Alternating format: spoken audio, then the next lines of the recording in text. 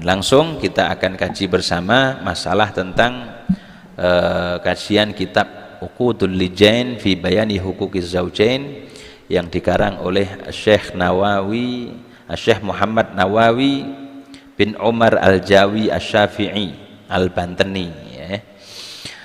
Bismillahirrahmanirrahim. Kita lanjutkan bahasan kemarin bahwasannya tentang fadilah bismillah. Bismillah ini luar biasa.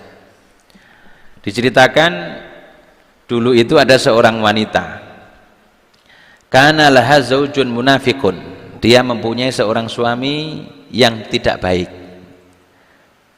seorang suami yang mempunyai sifat munafik. Wa kanat taqulu ala kulli syai'in min qaulin aw fi'lin bismillah. Seorang istri ini setiap mau mengerjakan sesuatu, baik dia itu mau membaca, baik dia mau mengerjakan tugasnya, itu pasti membaca bismillah. Faqala zaujuha, akhirnya suaminya ini mengatakan, la af'alanna ma akhjalaha bihi, aku akan mengerjakan sesuatu yang tidak mungkin untuk dia bisa lakukan. Aku akan ngetes dia dengan sesuatu yang tidak mungkin dia itu akan lakukan atau tidak akan mampu, dia pasti tidak akan mampu. Nah, jadi kenapa sih istriku ini kok bismillah, bismillah, bismillah? Coba tak tes ya dengan sesuatu yang tidak mungkin bisa untuk dipenuhi. Lah akhirnya fadafa'a ilaiha sorotan, seorang suami tersebut memberikan kepada istrinya itu satu kotak atau satu bungkus sesuatu yang berharga, dan dia mengatakan kepada istri, ihfadhiha, wahai istriku, tolong ini barang saya ini adalah barang yang berharga, tolong disimpan ya, jaga dengan baik, jangan sampai hilang. Akhirnya fawadha'atha fi mahallin wa ghadadha faghafalatha. Akhirnya sama si istri tersebut diletakkan di satu tempat yang sudah tersembunyi ya. Akan tetapi seorang suami tersebut dia itu mengintai istrinya, diletakkan di mana ini sesuatu. Karena apa? Tujuannya setelah nanti sama istri diletakkan, disimpan, dia mau ambil. Gitu ya. Akhirnya benar sama istri diletakkan di dalam lemari dan tempat yang tersembunyi. Suaminya tahu kalau naruhnya di situ, kemudian dia ambil ya, kemudian dia diambil oleh suami tersebut,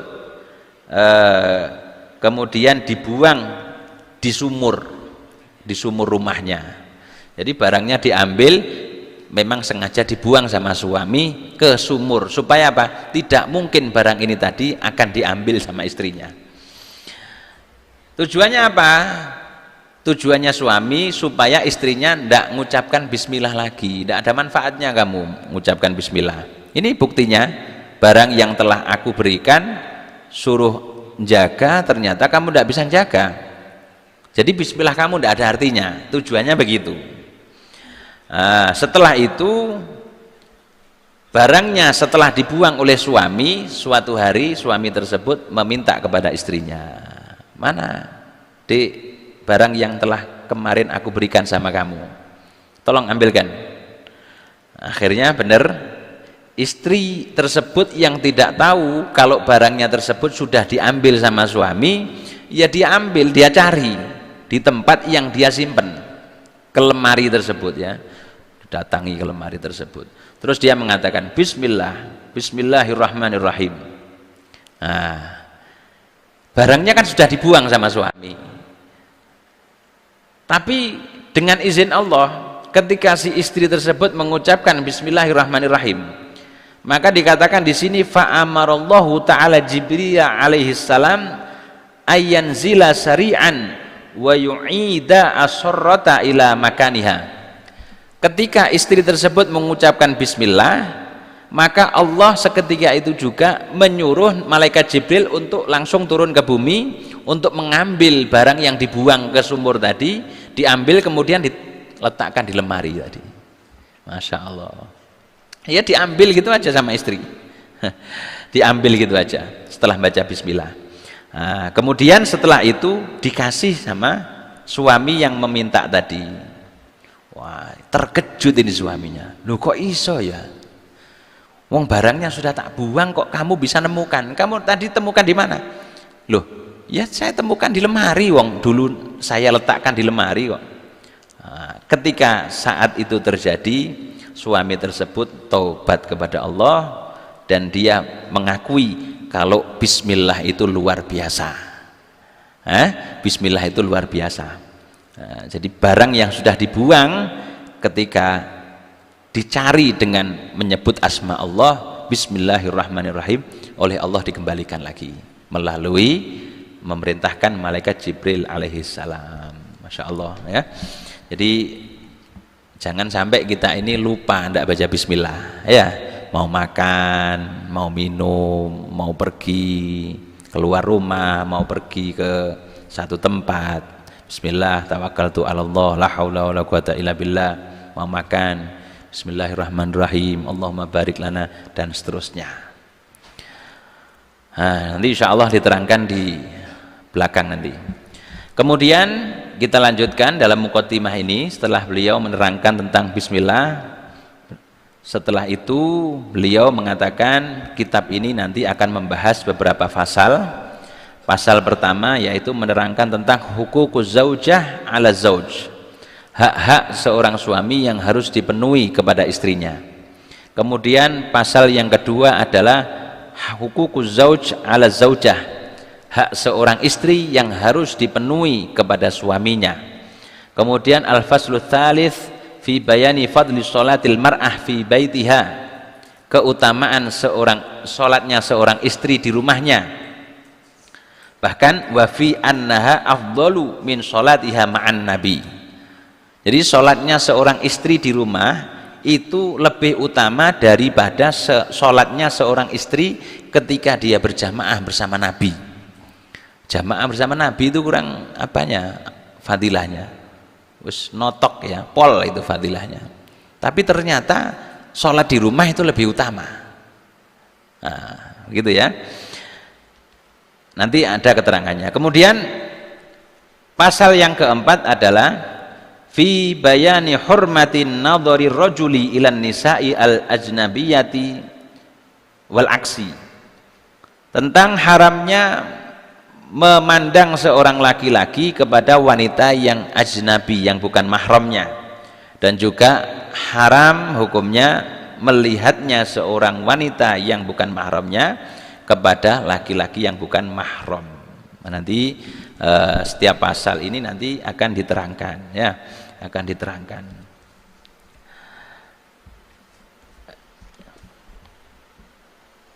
Kita masuk kepada pasal yang pertama ya. Al-faslul awwalu fi bayani huquqiz zaujati al-wajibati 'ala zauj. Pasal yang pertama menerangkan tentang hak-hak seorang suami yang harus dipenuhi kepada istrinya. Kewajiban seorang suami kepada istri. Qala Allah Ta'ala fi suratin Nisa wa 'ashiruhunna bil ma'ruf. Allah berfirman dalam surat An-Nisa. Allah memerintahkan kepada para suami, ashiruhunna, wahai para suami, pergaulilah istri kamu bil ma'rufi, dengan baik, ai bil adli fil mabit wan nafaqah wa bil ijmal fil qaul. Ini dalam keterangannya ya, dikatakan artinya berbuatlah adil kamu kepada istri kamu ketika istrinya mungkin lebih dari satu ini ya, bil mabit, menginapnya, wan nafaqah, dan juga nafkahnya, dan juga ucapan-ucapan yang baik. Jadi tapi tidak harus seperti itu ya, artinya kamu harus mengerti keadaan istri kamu. Kalau misalkan lebih dari satu, ya kamu harus adil, nginapnya berapa hari, nafkahnya berapa, kemudian sikap kamu antara para istri bagaimana, itu harus adil gitu. Kemudian dalam surat Al-Baqarah diterangkan walahunna mithlul ladzi alaihinna, walahunna bagi seorang istri, para istri, mithlul ladzi seperti para suami, alaihinna minal huquqi fil wujubi. Jadi seorang istri itu memang mempunyai kewajiban yang banyak sekali, yang besar sekali, yang harus dipenuhi kepada suami. Begitu juga suami punya tanggung jawab yang besar yang harus dipenuhi untuk istrinya. Begitu. Bil ma'ruf ay bima yustahsanu syar'an min husnil usrah wa tarkid dharar minhum wa minhunna. Qala Ibnu Abbas radhiyallahu anhuma makna dzalika inni uhibbu an atazayyana li imraati kama tuhibbu an tatazayyana li hadhil ayah. Nah, gambarannya begini ya, ashiruhunna bil ma'ruf itu pergaulilah istri kamu dengan baik. Artinya apa? Kamu jangan menuntut istri kamu sedangkan kamu sendiri tidak menuntut diri kamu untuk memenuhi hak kamu kepada istri, begitu. Contohnya begini digambarkan ya oleh Ibnu Abbas, sahabat Abdullah bin Abbas, kalau kamu itu senang istri kamu itu tampil cantik di hadapan kamu, maka kamu harus tuntut diri kamu untuk tampil yang baik, yang tampan di hadapan istri kamu. Jangan kamu hanya menuntut istri kamu untuk menjadi cantik di hadapan kamu, sedangkan kamu sendiri tidak mau memperbaiki diri kamu. Gitu ya. Artinya kewajiban istri dan suami sama.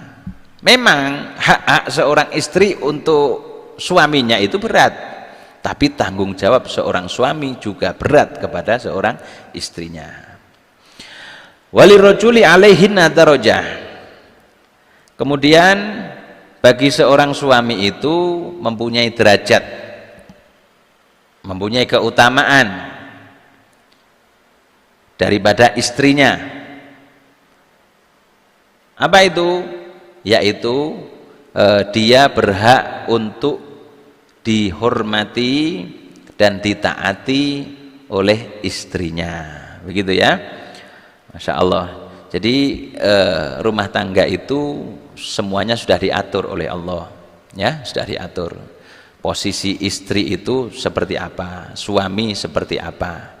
Kalau mereka kompak, maka insya Allah akan menjadi keluarga yang bahagia, akan bisa berhasil untuk mengarungi kehidupan di dunia ini, sehingga keluar dari dunia ini mendapatkan keridhaan dari Allah.